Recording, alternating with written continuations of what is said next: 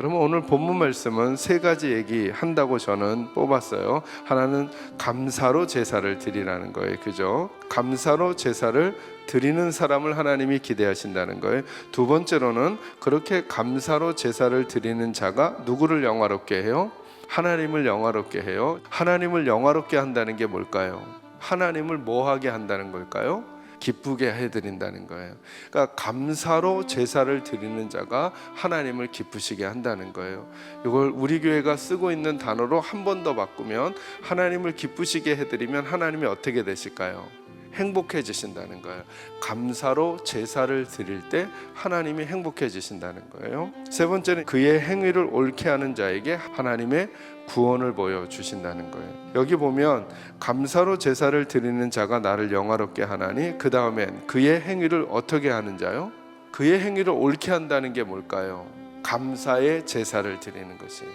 그러니까 감사하는 것이 우리의 행위를 옳게 하는 거라는 거예요. 그의 행위를 옳게 하는 자, 그거는 단순하게 이렇게 바꾸면 되는 거죠. 하나님 앞에 감사로 살아가는 사람이 하나님의 구원을 보게 될 거라는 거예요. 하나님의 구원이라는 게 뭘까요? 저와 여러분을 죄에서 구원하시는 구원을 포함한 상황에서 건지시는 거, 그리고 우리를 돌보아 주시는 거, 우리를 이끌어 주시는 거, 우리를 인도해 주시는 거.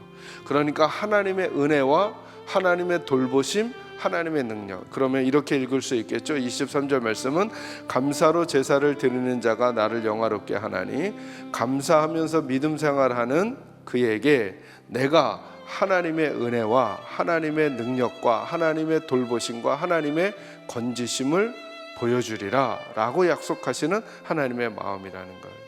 하나님의 돌보심과 하나님의 은혜와 하나님의 만지심과 하나님의 보호하심과 하나님의 인자하심이 필요하신 분들이 있다면 감사의 제사를 드리는 사람으로 바뀌어가야 되겠구나 라고 하는 지혜가 여러분에게 깨달아지기를 바라고, 여러분의 입술에서 자꾸 감사를, 마음에서 감사를, 상황에서 감사를 선택하고 훈련하고 그런 성향의 성도들이 되어가기를 주의 이름으로 축원합니다.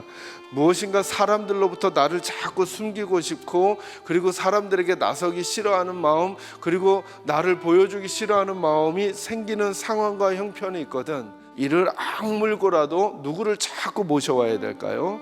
예수님 자꾸 모셔오셔야 돼요. 아무것도 하지 않고 머물러 있으면 내 삶에 변화가 없어요. 거듭 말씀드려요. 어둠을 쫓는 방법은 어둠하고 싸우는 게 아니에요. 빛을 가져오는 거예요.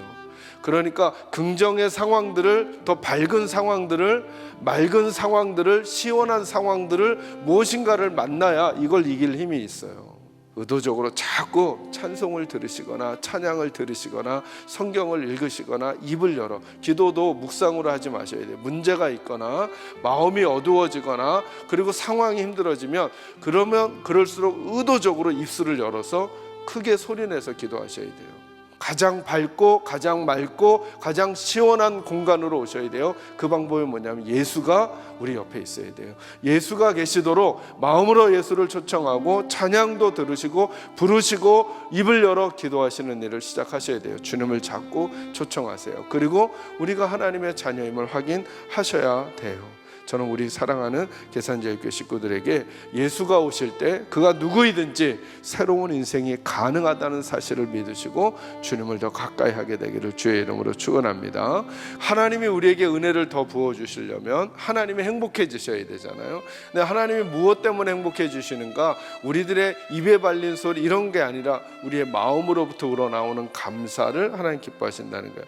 감사는 같은 상황을 다르게 살아가는 법을 알려주는 거예요. 같은 상황을 다르게 산다는 게 뭘까요? 평범한 것을 선택하는 게 아니라 평범 그 이상을 선택하는 거예요. 평범한 걸 선택하는 게 아니라 감동을 선택하셔야 돼요. 같은 상황을 다르게 사니까 거기에 감동이 생기는 거예요.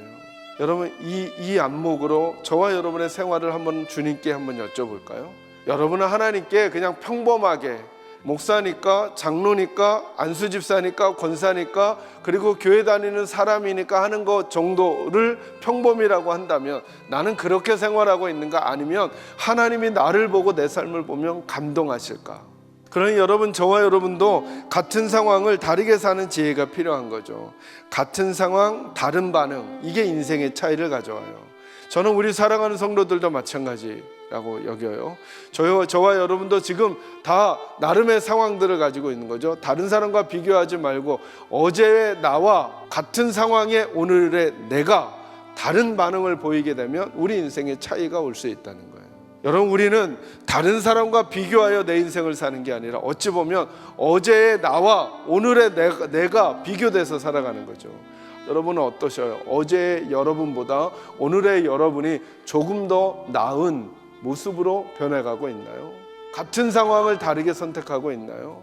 저는 여러분들이 어제의 여러분과 씨름하셔서 오늘의 여러분들이 승리하게 되기를 주의 이름으로 축원합니다.